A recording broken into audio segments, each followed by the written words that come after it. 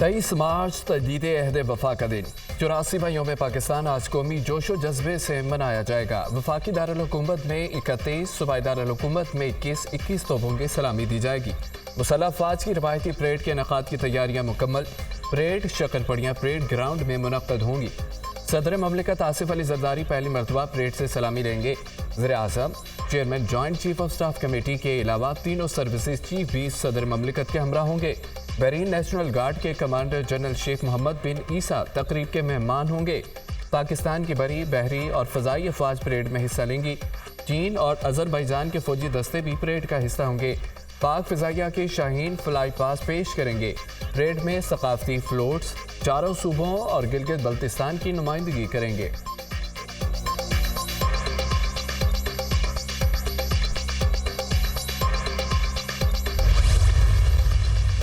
सदर और वज़ीर आज़म कौम और मुल्क के रोशन मुस्तकबिल के लिए पुरुम्मीद। कौम यौम पाकिस्तान की रूह के मुताबिक जमहूरियत, इंसाफ, मसावात के लिए अपने अज़्म का अदा करे। यकीन है कि हम मुत्तहिद होकर तमाम रुकावटों को अबूर करेंगे। प्यारे पाकिस्तान के लिए एक बेहतर और रोशन मुस्तकबिल की जानिब गामज़न होंगे। सदर ममलिकत आसिफ अली जरदारी का यौम पाकिस्तान पर पैगाम। हमारे आबाओ अजदाद ने पाकिस्तान के लिए बेमिसाल कुर्बानियाँ दी। महंगाई, बेरोज़गारी, गर्दिशी कर्जे, मालियाती और तिजारती खसारे से आगाह हैं। मरबूत पॉलिसी इस्लाहात के ज़रिए मुल्क की मुआशी बहाली और खुशहाली के लिए पुरअज़्म है। हमारे आज के फैसले आइंदा की नस्लों के मुस्तकबिल का तयन करेंगे। यौम पाकिस्तान पर वज़ीर आज़म शहबाज शरीफ का पैगाम।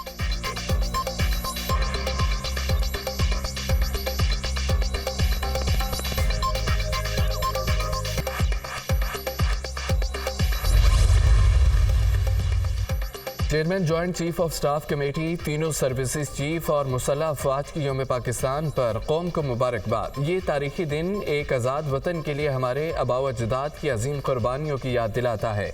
आज मकबूजा कश्मीर और भारत में मुसलमानों पर भारतीय जुल्म बर्बरियत हमें आज़ादी की अहमियत और कदर का एहसास दिलाता है। हर कीमत पर पाकिस्तानी परचम को सरबुलंद रखेंगे। ISPR। शौकत अजीज सदीकी की बरतरफी का फैसला कलअदम करार। पेंशन और मुराद बहाल।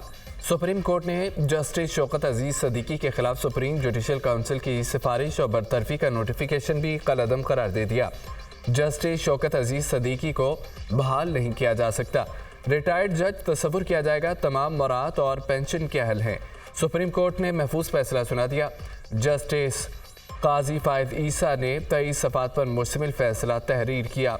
सुप्रीम कोर्ट के 5 रुकनी लार्जर बेंच ने 23 जनवरी को फैसला महफूज किया था।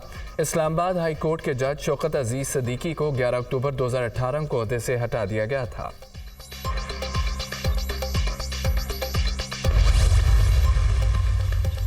फौजी अदालतों के खिलाफ इंट्रा कोर्ट अपीलें समाअत के लिए मुकर्रर। सुप्रीम कोर्ट 25 मार्च को अपीलों पर समाअत करेगी। चीफ जस्टिस कादी फायद ईसा ने नया 6 रुकनी बेंच तश्कील दे दिया। जस्टिस अमीनुद्दीन खान 6 रुकनी बेंच की सरबराही करेंगे। Justice Mohammad Ali Mazhar, justice Hasan Azhar Rizvi, justice Shahid Waheed bench में शामिल। जस्टिस मुसर्रत इलाली और जस्टिस इरफान सादत खान भी बेंच में शामिल। मुआशी इस्तेहकाम की तरफ बढ़ रहे हैं। हमारी समत दुरुस्त है। अगले माली साल में तरक्की की शरह बेहतर रहेगी। अदायगियों से पाकिस्तानी करेंसी पर दबाव का इम्कान नहीं। उम्मीद है रुपए की कदर मुस्तहकम रहेगी। कैश बैलेंस बेहतर है। हुकूमत तमाम कर्ज बर वक्त अदा करेगी। पाकिस्तान 3 साल के लिए IMF प्रोग्राम लेगा। रवां साल $300 मिलियन के पाउंड बॉन्ड्स जारी करेंगे। पांडा बॉन्ड चीनी मार्केट में जारी किए जाएंगे। वज़ीर ख़ज़ाना मोहम्मद औरंगज़ेब की ब्लूमबर्ग से गुफ्तगू। वज़ीर आज़म शहबाज शरीफ से बैरक गोल्ड कंपनी के वफ्द की मुलाकात। रिकॉर्डिंग मंसूबे पर पेशरफ्त पर ब्रीफिंग। रिकॉर्डिंग मंसूबा बलूचिस्तान और इलाके की तरक्की के लिए गेम चेंजर साबित होगा। मंसूबे से सूबे की तरक्की और लोगों की खुशहाली के नए दौर का आगाज़ होगा।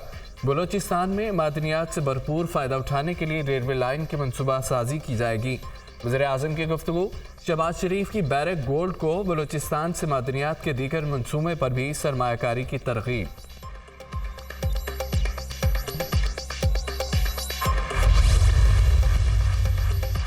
वज़ीर आज़म शहबाज शरीफ से सऊदी फंड फॉर डेवलपमेंट के वक्त की मुलाकात। सऊदी अरब और पाकिस्तान के दरमियान दरीन दोस्ती और ताउन की तारीफ।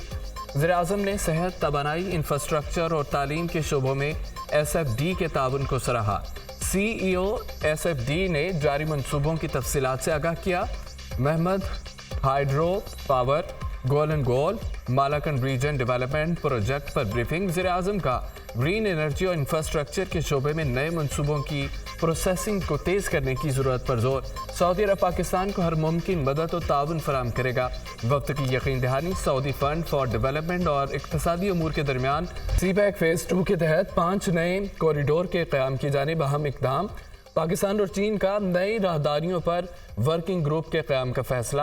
وزیر منصوبہ بندی احسن اقبال سے چینی سفیر جیانگ زیڈمنگ کی ملاقات۔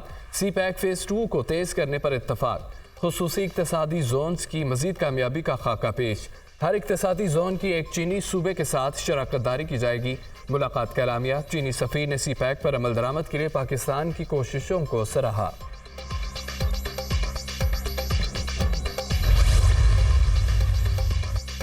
وزیر خزانہ سے برطانوی ہائی کمشنر کی ملاقات۔ دو طرفہ اہمیت کے امور اور اقتصادی تعلقات پر گفتگو۔ وزیر خزانہ کا معاشی اصلاحات سے متعلق حکومتی عزم کا اعادہ۔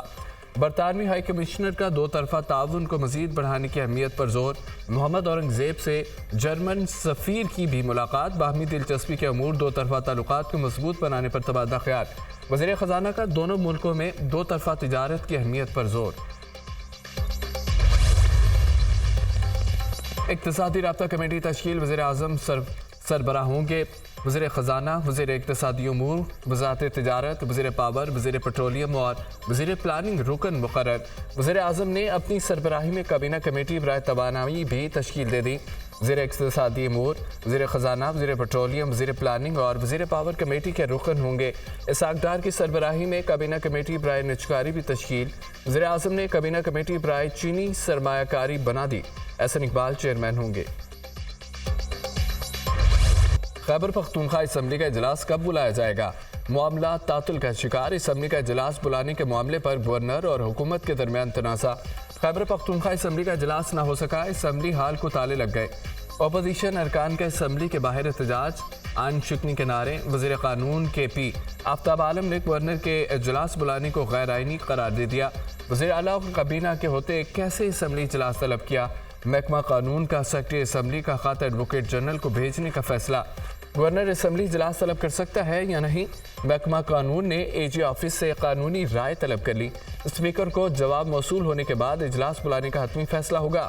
گورنر نے مخصوص نشستوں پر ارکان کی حلف برداری کے لیے اجلاس بلایا تھا۔